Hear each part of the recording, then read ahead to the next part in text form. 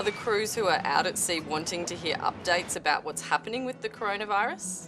Nobody's asking, and I'm a bit reluctant to tell them.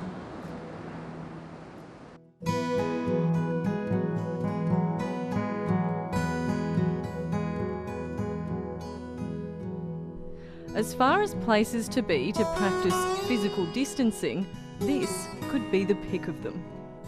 They've got beautiful images of sunrises, sunsets, clouds, and one of the great things of going to sea is you leave the problems of the world behind.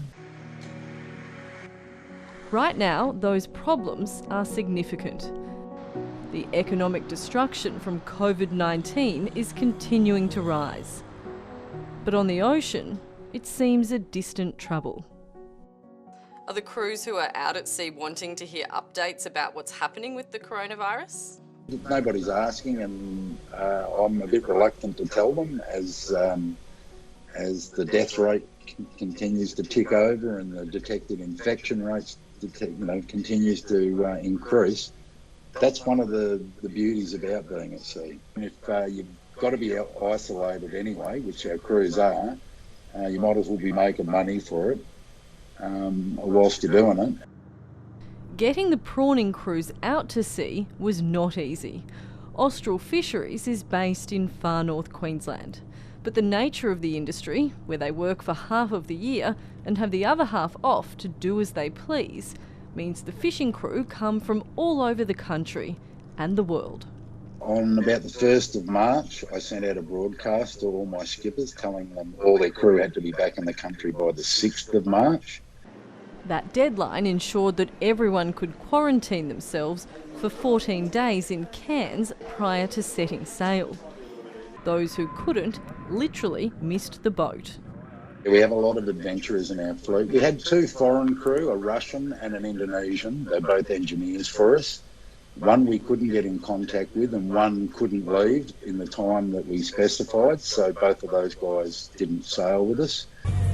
An added challenge was getting the crews to take physical distancing seriously. The whole world was crumbling around us, and here we were with this unique opportunity to be able to put to sea.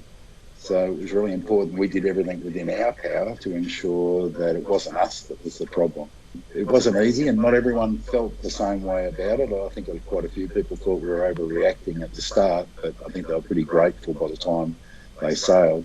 Was there ever a point where you thought you might not actually get the guys out prawning this season? I've got to admit I was a little bit concerned that we wouldn't get to sea, that we'd spend a lot of money, we'd risk a lot of people's potential health to get them into Cairns, to get them onto aeroplanes. We had 2 considerations. One was the safety of the crew. That was our primary consideration, and what it would mean to be travelling during that period. And the second thing was, if we don't go to sea now, then we've lost our opportunity to harvest the banana prawn catch from this year. That would have had a big impact on the livelihoods of the fishing crew, who would have lost their only shot to make an income.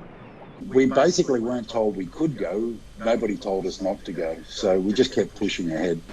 Ensuring there was enough food and other essential supplies for the crews was also a challenge, as panic buying was already putting pressure on supermarkets. We had to do things slightly differently, move meat and milk and bread into freezer stores prior to the fleet arriving, which we don't normally do. They all get delivered a couple of days before they sail. The turning point was when we started to get boats to sea, and I got this post-departure glow. While all the other news in the world was bad, I'm sitting at home smiling to myself, wondering, assuming that there's no one else in the world smiling at the moment, and it was fantastic, that fleeting moment while it lasted, to just enjoy the fact that we'd been able to get them to sea. Day number 10, shut your eyes. But out to sea also comes with challenges. Since the boats have left, we've been doing twice daily temperature checks on all the crew, and we've been doing health questions for them all. And we fortunately don't have any signs of any illness or any high temperatures at all in our crews at sea. The prawns also have to be offloaded periodically throughout the 2-month season, which is more difficult in this strange era of physical distancing. Bananas is really intense. They catch prawns very, very quickly during the banana season, and they can catch up to 10,000 kilos in a day. The average boat's capacity is between 30 and 40 tonne, and they like to unload at around 25 to 30 tonne, so they've got room to move inside their own space. Unloading means coming into port in Corumba, about 800 kilometres west of Cairns. There's no avoiding contact between land and sea crews for this part of the process, but Austral have found a workaround. The 16 unloaders were all quarantined prior to being taken on site, where they'll remain isolated but together for the season. We chartered an aircraft and flew them all into Corumba. And we've got it where our jetty and unload facilities are in Corumba. We've got a 12,000 square metre block there right in the centre of town. And fortuitously, last year, to give us a little bit more autonomy, I went and bought a camp kitchen and two 5-room dongers at auction in Mareeba, and I brought them down to Cairns and we refurbished them and trucked them over in November with no inclination that this was going to occur.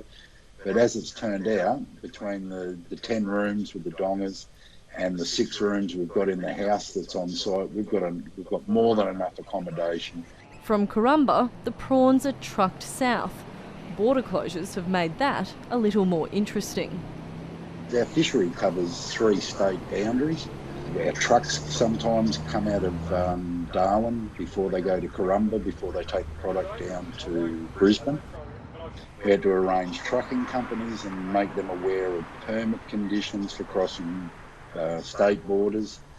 The Carpentaria Shire Council put up a closure around their shire, which because of the vulnerable Indigenous community there, and we have to transit through that to get to Corumba. So yeah, there was a lot of discussions going on. But there are plenty of prawns being caught, and life at sea goes on as normal, for now at least. There's every likelihood that we'll produce as a fishery around 5,000 tonne of marine protein that's valuably needed at this time, especially with everything else shutting down around us. That we're not expecting to get a price premium for it, but we don't expect to be hanging on to it for very long either. The banana season runs until the end of May, after which hundreds of weary fishermen will be wanting to head home, before hopefully going back to sea for the tiger prawn season. So we're currently looking at how they're allowed to travel, because they'll finish up and have a 6-week break in the middle. So my first concern is how to get them home safely, and then how to get them back well. It won't be simple. The tiger prawn season runs from August all the way through until November. But that's a challenge for another day. That will be our next hurdle, getting them to sea safely to go and catch the tigers, spending 4 months at sea out tigering and having a market for those prawns to go into, because traditionally they are more of an overseas market. They're not consumed domestically. So yeah, that is of a greater concern, and who knows what the world's going to look like come the end of July, and then we're going to try and start up again.